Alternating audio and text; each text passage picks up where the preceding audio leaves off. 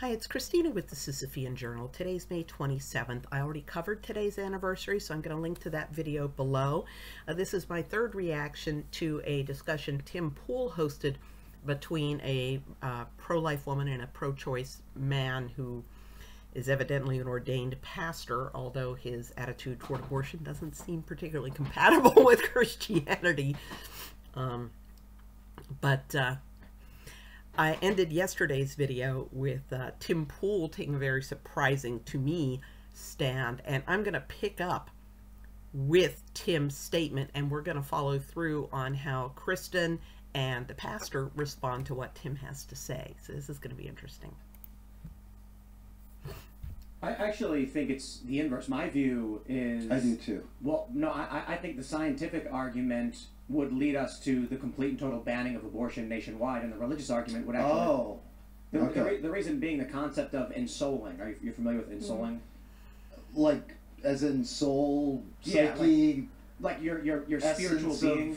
Yeah. There's a question over when does a human become ensouled, Yes. and then become an entity. And Sure. if there's a spiritual argument, then the argument is, well, babies aren't ensouled. They're not. They're not functioning among themselves, so it doesn't matter. The scientific argument is, however, the qualifications for inalienable rights under the Constitution would be that you are a individual with a unique human life. Therefore, according to the Constitution, the 14th Amendment specifically, your life, liberty, and property cannot be deprived without due process. So the secular scientific argument would ban abortion.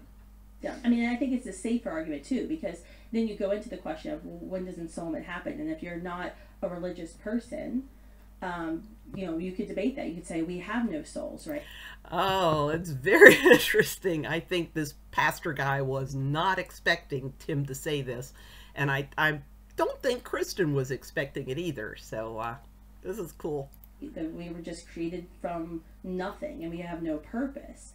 But the safest argument to take is, wait a minute, we all know, and science proves, that life begins at conception. That's when your human life began, and you're certainly a member of our species. You're not a koala bear when your mother's pregnant with you. You are a human. You are a member of Homo sapiens, and you're certainly alive. We must protect those individuals. So I'll clarify too. I have probably a traditionally Democrat pro-choice, libertarian-esque view of the abortion issue. Ooh, it's going to be interesting to see how he squares this circle. But the challenges we're currently facing have to do with, say, like Colorado, for instance. They passed a bill a few years ago, 0 restrictions whatsoever. That's right. So this means a woman could choose to abort at 8.5 months. That's right. They do that here in Maryland. Maryland? Yeah. I have the abortion clinic's number. We could call them right now and schedule an abortion at 34 weeks if you want. And she does, and you could, and it would be really fun to see Tim take her up on it, but I don't think he's going to. And this is without regard, without reason. I do it all the time on campuses. So the challenge I have with this, maybe you can help me out, Ryan. Yeah. If the baby can survive on its own at 8.5 months gestation, why can't... Okay, so Tim kind of decided not to circle the square. He's going in a different direction here. Kill it. I think the question, I still think we need to get to before that and actually put this in a human context. So maybe it will help to... Interesting, he just weaseled right out of that. He decided he doesn't want to answer a whole lot of questions, does he? Share a story. I have a very close friend, mother of 3 amazing kids. Between the 3rd child and she was trying to have a 4th child. Okay, so he's going to do kind of a tug on your heartstrings. So it's going to be very interesting to hear what his story is. It's probably going to be either a severe fetal abnormality or a severe health problem in the mother. And you've heard me respond to those before, so I think we can see where Kristan's going to go with either one of those. So let's hear what his story is.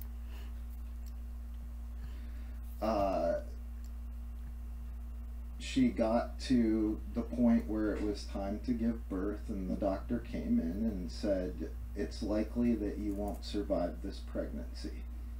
And so a mother has to choose between parenting 3 children that are already living, that are well into life, and having a baby. Okay, she was ready to give birth, and he says you're not going to survive this pregnancy. I'm going to back up and make sure I heard him right. It's time to give birth, and the doctor came in and said... Okay, so it was time to give birth, and the doctor came in. Okay, so evidently this woman was full term, and the doctor is announcing she has already survived the pregnancy if it's time to give birth. This is the weirdest weirdest example he could have possibly come up with. But I heard him right. It's likely that you won't survive this pregnancy. And so a mother has to choose between parenting 3 children that are already living, that are well into life, and having a baby. This is an impossible situation. It is an impossible situation because that can't happen. One way or the other, you're going to get that baby out of her. If, okay, your pregnancy needs to end right this minute or you're likely to die, why would you take time to kill the baby first? And let's see if Kristan goes there with this. And there is no solution from your side about what to do. Well, there is actually. So every single state that has a law that prevents abortions, whether... Okay, first of all, she's kind of... Well, we'll hear where she goes, but she's going to kind of weasel and concede that there is a legitimate reason to kill the baby before ending the pregnancy. Which, logically, there is no reason to kill the baby before ending the pregnancy. If this is dangerous for her to continue the pregnancy, you do not want to dick around and do extra things to make sure you get a dead baby first. You want to get that baby out of there. So I'm a little bit disappointed that she didn't go in that direction. Let's hear where she goes. They're in totality, or when a heartbeat can be heard, or when the child feels pain, there's always an exception to preserve the life of the mother. Now, and when you look statistically at abortion okay, I'm going to back up a little. Has a law that prevents abortions, whether in totality or when a heartbeat can be heard or when the child feels pain, there's always an exception to preserve the life of the mother. Now, and when you look statistically at abortion cases, you know... Okay, I don't like the direction she's going with this. I think she should have gone the direction I went, which is, why would you stop and kill the baby first if this pregnancy is endangering her? Don't you want to get the baby out as soon as possible? Why are you stopping to kill it first? About 1% of abortions are committed to preserve the life of the mother. And then you look at rape and incest. So here's trying to find some common ground with you. Would you say that 97%, you know, because it's like 2% for sexual assault or incest. So that's like 97% of abortions are committed in our country because of circumstances.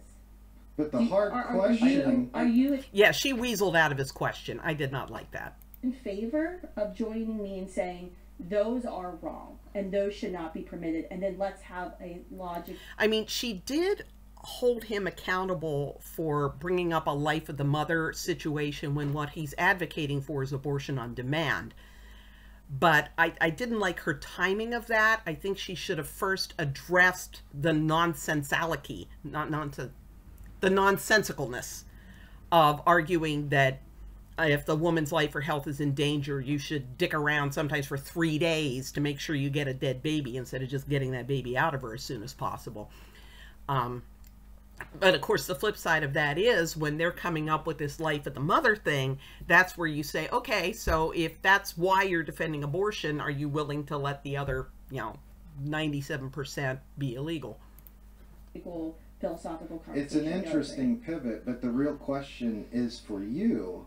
Are you saying that you support abortion within certain boundaries? Ooh. Got to give a point to him there. He really asked a good question. Again, I think Kristan's previous response weakened her position, but let's hear what she says. Well, Would the you reason I'm support saying abortion? it is because But it's just a yes or a no question. I'm asking you because when we have these debates about abortion, this comes up all the time when I'm on campuses, Tim. It's always, well, what about rape? So again, I think she should have addressed his question and then pivoted to this. So this goes to points for Mr. All abortion is good versus Kristan needed to stay a little bit firm with you don't need to kill the baby. What about the mother's life? I'm more than happy to answer that, and I will answer that.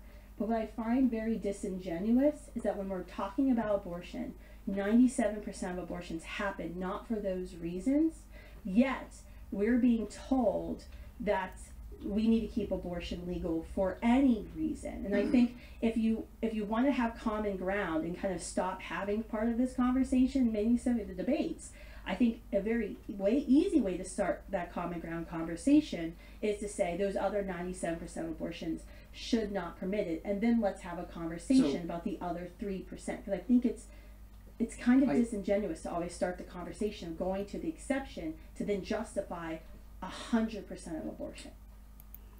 Okay, so that's that for this particular Tim Pool video. I'm going to link to the video below, and then I'm also going to just link to, I have a separate Tim Pool reactions playlist that I've started, and I'll link to that. Plus, again, I will link to today's anniversary as well.